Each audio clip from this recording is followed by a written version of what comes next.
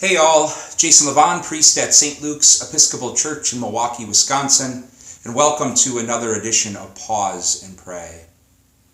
Yesterday I found myself in quite a rut, in a foul mood if I'm being honest. There were all sorts of reasons for that. Part of it was this flatness I've been experiencing over the past few weeks. Another part of it is the exhaustion that has come because I also haven't been sleeping well these past few weeks. Still another part of it was frustration with the larger picture about how bitterly divided we are as a country politically and how quickly we are to write each other off and how that's not very effective as we're seeking to bring about things like the common good. But a lot of it was just being worried about life, as many of us are these days.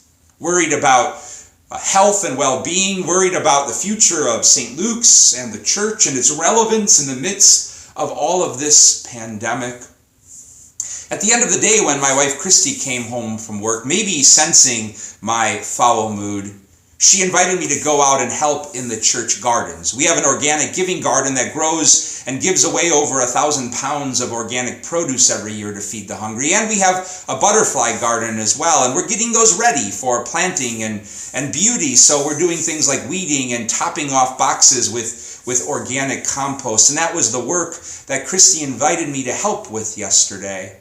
I'm grateful she invited me to do that because otherwise I would have wallowed in my worry. I'm grateful for the grace then that I said yes to that as well. But I also have to be honest, gardening is not an activity that I would normally flock to. It's not a rip-roaring time for me. But yesterday something happened that, while it didn't make it a rip-roaring time, it made it a holy and prayerful experience.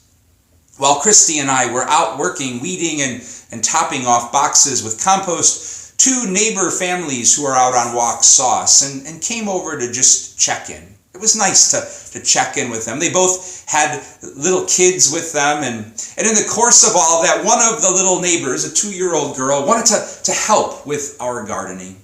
So she first started with a little handheld kind of rake and was smoothing out the compost that we had dumped in the boxes. Then she got a little shovel, a little garden shovel, and proceeded to want to help us fill some boxes by scooping out full wheelbarrowfuls, one little shovel at a time. And she did so with a life and an energy and a joy and happiness. She certainly saw gardening, at least in that moment, as something that was a whole lot more fun than I ever see gardening as. But in her joy, she was able to clothe that mundane experience, at least mundane for me, earthy experience of gardening with a whole bunch of joy and fun. And not only that, but she was able to become an instrument of something holy, clothing my mundanity and all of the earthiness of my worry and the foulness of my mood with a bit of life and peace and joy, even if just for a moment. She became, this little neighbor, an instrument of God clothing my earthly mundanity with a bit of God's divinity. Today's daily office keeps us in chapter 6 of Matthew's Gospel, where Jesus is reflecting on the power of worry over all things earthly. But Jesus also reflects on God's ability to clothe that earthiness with a bit of God's divinity as a remedy to that worry, reminding us that God has clothed even the blades of grass with life, and God has clothed the lilies of the field with more beauty than Solomon in all Solomon's splendor and glory. In other words, God works to remedy our worry by clothing our lives in all of their mundanity and all of their earthiness with a bit of God's divinity.